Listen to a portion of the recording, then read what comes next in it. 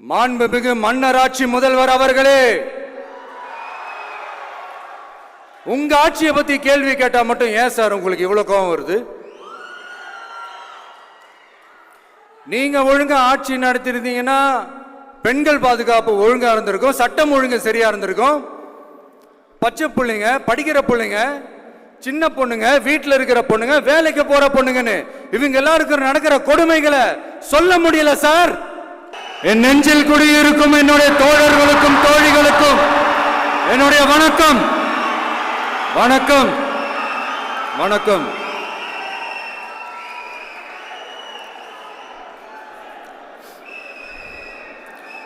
கதறல் சத்தம்லாம் எப்படி இருக்கு?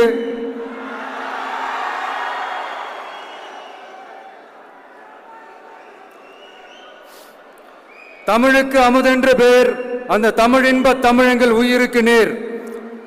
இன்னைக்கு தமிழ்நாடு இருக்கிற சூழல்ல நாம் ஒரு புதிய வரலாற்றை படைப்பதற்கு தயாராக வேண்டிய அவசியத்தை நீங்க எல்லாருமே நல்லா புரிஞ்சு வச்சிட்டு இருப்பீங்கன்னு நான் நம்புறேன். அரசியல்னா என்னங்க? ஒவ்வொரு குடும்பமும் நல்லா வாழணும்னு நினைக்கிறது அரசியலா? இல்ல ஒரே ஒரு குடும்பம் மட்டும் தமிழ்நாட்டை சொரண்டி நல்லா வாழணும்னு நினைக்கிறது அரசியலா? நீங்களே சொல்லுங்க, எது அரசியல்? எல்லாருக்கும் நல்லது நடக்கிறது தானே அரசியல். அதுதான் நம்ம அரசியலும். காட்சிக்கு திராவிடம், ஆட்சிக்கு திராவிட மாடல்னு தினம் தினம் மக்கள் பிரச்சனைகளை மடைமாற்றி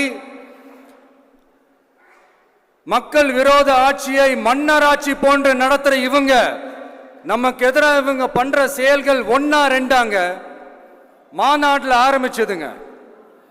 மாநாட்டில் ஆரம்பிச்சு அதுக்கப்புறமா நான் கலந்துக்கிட்ட அந்த புத்தக வெளியீட்டு விழா, நான் பறந்துரு போன அன்னைக்கு நம்மளுடைய 2ஆம் ஆண்டு துவக்க விழா அன்னைக்கெல்லாம் சிட்டிக்குள்ள எந்த ஹாலும் எந்த கல்யாண மண்டபம் கொடுத்துடக்கூடாதுன்னு அங்க போய் மகாபலிபுரத்தில் போய் அந்த ஃபங்க்ஷனை பண்றோம். ஏன் இன்னைக்கு பொதுக்குழு வரைக்கும் எங்கெல்லாம் எப்படியெல்லாம் தடைகள்?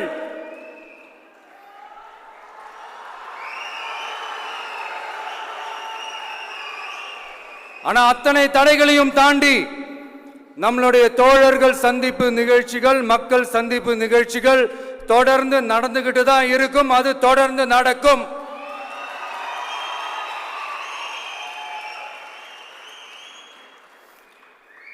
நம்மளுடைய தோழர்கள் அர்ஜுன் பிரதர், நிர்மல் குமார் பிரதர், நம்ம ரமேஷ் பிரதர், இவங்கெல்லாம் போட்டு அடி அடி நடிக்கிறாங்க.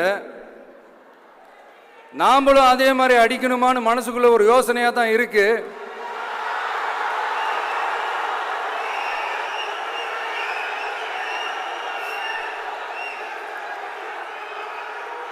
ரைட்.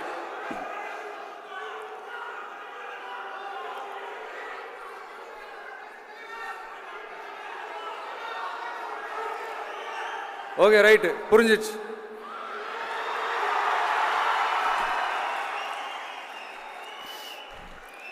மாண்புமிகு மன்னராட்சி முதல்வர் அவர்களே,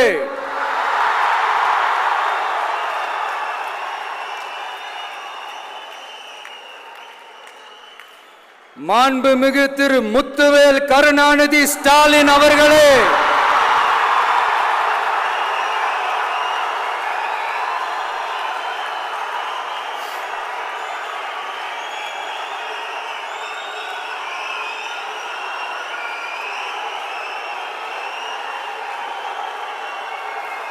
பேரை மட்டும் வீராப்பா சொன்ன பத்தாதவர்களே, செயல்லையும் ஆட்சியிலையும் அதை காட்டணும் அவர்களே. ஒன்றியத்தில் பாஜக ஆட்சியை ஒரு பாசிச ஆட்சின்னு அடிக்கடி அறைகூவல் விடுத்துவிட்டு இங்க நீங்க பண்ற ஆட்சி மட்டும் என்னவா? அதுக்கு கொஞ்சம் கூட குறைவில்லாத அதே பாசிச ஆட்சி தானே. ஒரு கட்சி தலைவனா ஜனநாயக முறைப்படி என் கழக தோழர்களையும் என் நாட்டு மக்களையும் பார்க்கறதுக்கோ சந்திக்கிறதுக்கோ தடை போடுறதுக்கு நீங்க யாருங்க?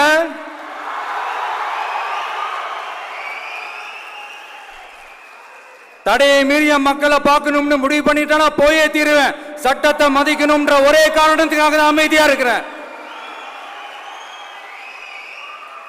நேத்து வந்தவெல்லாம் முதலமைச்சர் ஆகணும்னு கனவு காண்றான்னு சொல்றீங்க. அது நடக்கவே நடக்காதுன்னு சொல்றீங்க. அப்படியேங்க எந்த கட்சிக்கும் இல்லாத நெருக்கடியை தமிழக வெற்றி கழகத்துக்கு மட்டும் போட்டுக்கிட்டே இருக்கிறீங்க.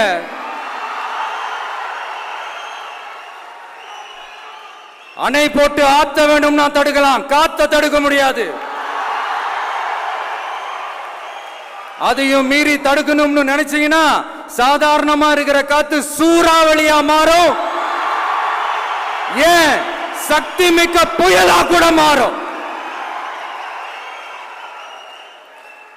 எனது அருமை தமிழக வெற்றி கழக தோழர்களே, நான் மாநாட்டில் ஒரு விஷயத்தை ரொம்ப வலியுறுத்தி சொன்னேன். அதே தான் இங்க நான் திரும்பவும் ரிப்பீட் பண்றேன்.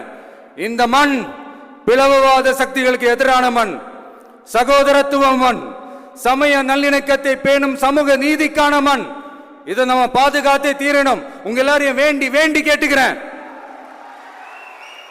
தமிழ்நாட்டிலிருந்து பல பகுதிகளிலிருந்து வர செய்திகள்லாம் கேட்கும் போது மன உளைச்சலையும் மன வேதனையும் தரதாகவே இருக்கு.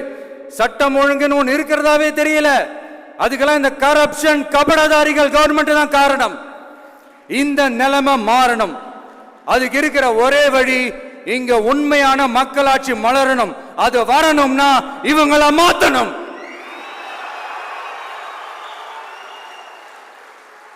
அதுக்கு என்ன வழி? அதுக்கு நாம என்ன செய்ய போறோம்? நம்மளுடைய தோழர்கள் டெய்லி மக்களை போய் பாருங்க, அவங்களோட பேசுங்க, ஒவ்வொரு தெருவுக்கும் போங்க, ஒவ்வொரு வீட்டுக்கும் போங்க, அவங்களோட பிரச்சனைகள் என்னன்னு கேளுங்க, அதை தீர்க்கிறதுக்கு என்னன்னு வழின்னு யோசிங்க. அப்பதான் அவங்களுக்கு நம்ம மேல ஒரு நம்பிக்கை வரும். அப்படி ஒரு ஆழமான நம்பிக்கையை விதைச்சிட்டு அதுக்கப்புறமா நிமிந்து பாருங்க. ஒவ்வொரு வீட்டோட உச்சிலையும் தமிழக வெற்றி கழகத்தோட இரட்டை போர் யானை வாகை மலர் கொடி தானா பறக்கும், தானா பறக்கும்.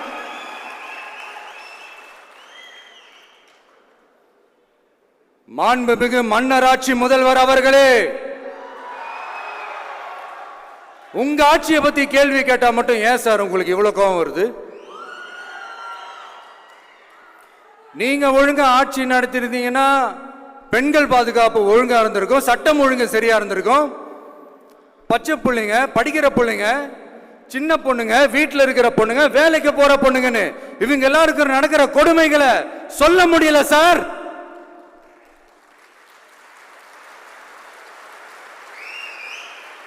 இதுல வேற உங்களை அப்பான்னு வேற கூப்பிடுறாங்கன்னு சொல்றீங்க.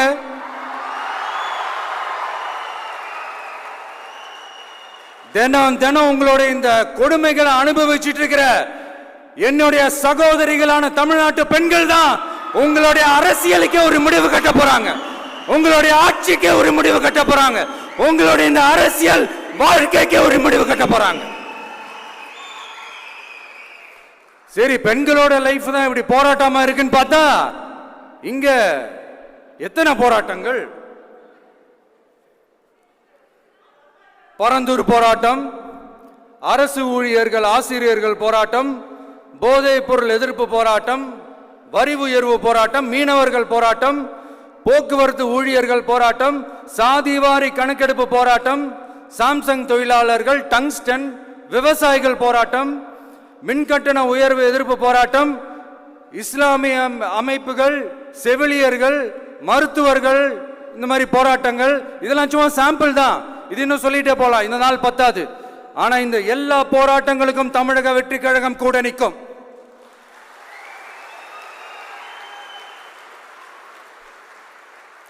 இங்க நீங்க தான் இப்படின்னா அங்க அவங்க யாரு?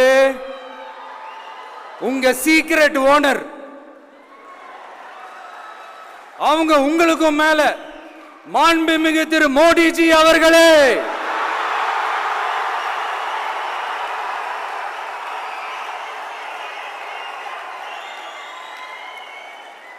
என்னமோ உங்க பேரெல்லாம் சொல்றதுக்கு எங்களுக்கு ஏதோ ஒரு பெரிய பயம் மாதிரியும் அப்படி ஒரு விஷயத்த சொல்லிடுறது. பேரை சொல்லணும், பேரை சொல்லணும், பேரை நான் ஒரு படத்துல சொல்லுவேனே, லியோவை பார்க்கணும், லியோவை பார்க்கணும், லியோவை பார்க்கணும்.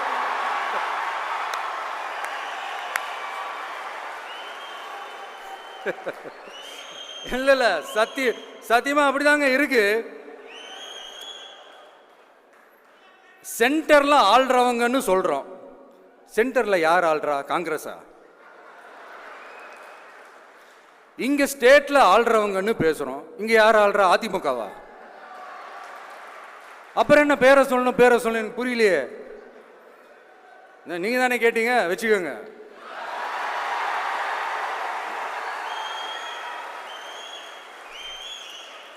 ஓட்டுக்காக காங்கிரஸ் கூட தேர்தல் கூட்டணி, கொள்ளையடிக்கிறதுக்காக உங்களோட, அதாவது பாஜகவோட மறைமுக அரசியல் கூட்டணி,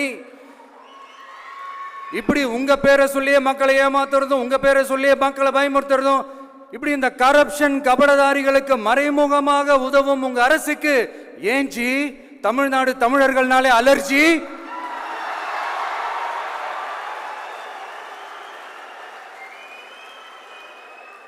தமிழ்நாட்டிலிருந்து வர ஜிஎஸ்டியே கரெக்டா வாங்கிக்கிறீங்க, ஆனா தமிழ்நாட்டுக்கு பட்ஜெட்ல நிதி ஒதுக்க மாட்டேங்கிறீங்க. இங்க படிக்கிற நம்ம பிள்ளைங்களோட படிப்புக்கு நிதி ஒதுக்க மாட்டேங்கிறீங்க, ஆனா மும்மொழி கொள்கையை திணிக்கிறீங்க. டீலிமிட்டேஷன் என்ற பேர்ல தமிழ்நாட்டோட பார்லிமெண்ட் சீட்ஸ்லையும் கை வைக்க பாக்குறீங்க. ஒரே நாடு ஒரே தேர்தல் நீங்க ஸ்டார்ட் பண்ணப்பவே புரிஞ்சிருச்சு பிரதமர் சார் உங்க பிளான் என்னன்னு, எங்கெல்லாம் எப்படியெல்லாம் எந்த திசைகள் எல்லாம் இந்த நாட்டை கொண்டு போலாம்னு. சார் உங்ககிட்ட நாங்க சொல்லிக்கிறதெல்லாம், தமிழ்நாட்டை கொஞ்சம் கேர்ஃபுல்லா ஹேண்டில் பண்ணுங்க சார்.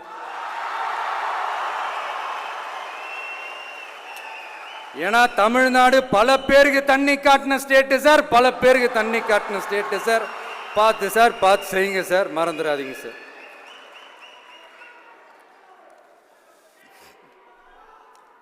தமிழ்நாட்டு மக்களுக்கு இன்னைக்கு இந்த பொதுக்குழு வழியா ஒரு உத்தரவாதத்தை நாம கொடுக்க போறோம். நம்ம ஆட்சி, அதாவது உங்க ஆட்சி, உண்மையான மக்களாட்சி, தமிழக வெற்றி கழகம் தலைமையிலான அறுதி பெரும்பான்மை பெற்ற ஆட்சி, அதே சமயத்தில் அதிகார பகிர்வுடன் கூடிய ஆட்சி. அப்படி இந்த ஆட்சி அமைஞ்சதும் பெண்கள் பாதுகாப்பை 100% உறுதி செய்வோம்.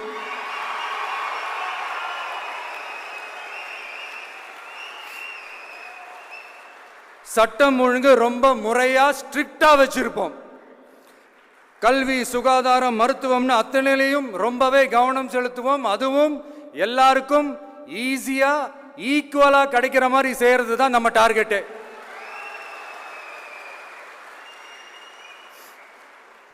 அரசு ஊழியர்கள், ஆசிரியர்கள், போக்குவரத்து தொழிலாளர்கள், மின்சார வாரிய ஊழியர்கள்னு தொழிலாளர்கள் பக்கமும் நாம கண்டிப்பா துணையா நிற்போம். ஏன்னா நாம எப்பவுமே உழைக்கிறவங்க பக்கம்தான்.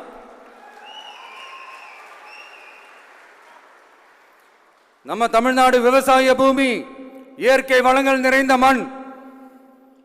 இந்த விவசாயத்துக்கும் இயற்கை வளங்களுக்கும் எதிராக எந்த விதமான ஒரு திட்டத்தையோ நடவடிக்கையோ கொண்டு வர்றதை எங்களால் ஏற்கவே முடியாது. எங்க மண்ணை மக்களை பாதிக்கிற மாதிரி திட்டங்களை தயவு செஞ்சு செயல்படுத்தாதீங்க, அதை நாங்கள் எதிர்க்கவே செய்வோம். தமிழ்நாட்டை எல்லா வகையிலும் பாதுகாக்க வேண்டியது எங்களுடைய உரிமை, கடமை, கொள்கை எல்லாமே. The fundamental strength of politics is uncompromising principles and ideologies. Periyar's social justice, Kamarajar's honest administration, Ambedkar's equal justice and equal opportunity, Velu Nachiyar's social inclusivity and communal harmony, Anjali Ammal's fighting for water resources were the reasons for choosing them as our party's ideologues and policy leaders. I would like to mention here with pride that we are the first political party to declare two historic women icons who are India's freedom fighters from Tamil Nadu as our party's ideologues and policy leaders. இப்படி ஒரு ஆழமான நம்பிக்கையுடன் வரும் 2026 தமிழ்நாடு சட்டமன்ற தேர்தலில் ஒரு மாபெரும் அரசியல் மாற்றத்தை கொண்டு வந்து மக்கள் சக்தியின் உதவியுடன் மக்கள் விரும்புகிற ஒரு நல்ல அரசை அமைப்பதில் உறுதியாக இருப்பதால்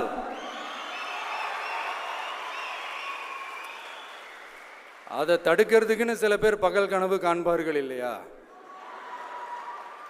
அவங்க எல்லாருக்குமே சொல்லிக்கிறது ஒண்ணுதான், காற்று, மழை, வெயில், இயற்கையை யாரால் கட்டுப்படுத்த முடியும்? யாரால் தடுக்க முடியும்?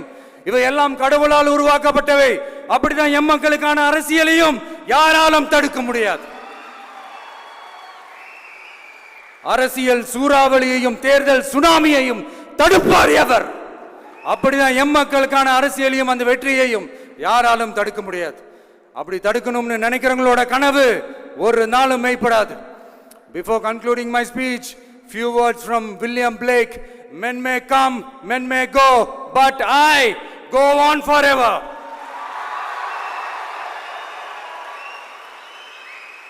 ஞானம் கருதினும் கைகூடும் காலம் கருதி இடத்தார் செய்யின். ஏற்ற காலத்தையும் இடத்தையும் அறிந்து ஒரு செயலை செய்தால் பூவுலகம் முழுமையையும் வேண்டினாலும் அது கைவசப்படும் என்ற திருக்குறளுடன் என்னுடைய நன்றி உரையை நிறைவு செய்கிறேன். பார்த்துக்கிட்டே இருங்க. அடுத்த வருஷம் இது வரைக்கும் தமிழ்நாடு சந்திக்காத ஒரு வித்தியாசமான ஒரு தேர்தலை சந்திக்கும்.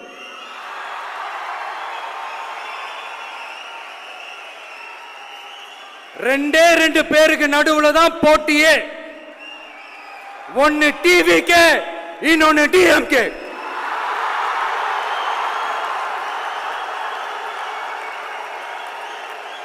கான்பிடண்டா இருங்க, நல்லதே நடக்கும், வெற்றி நிச்சயம்.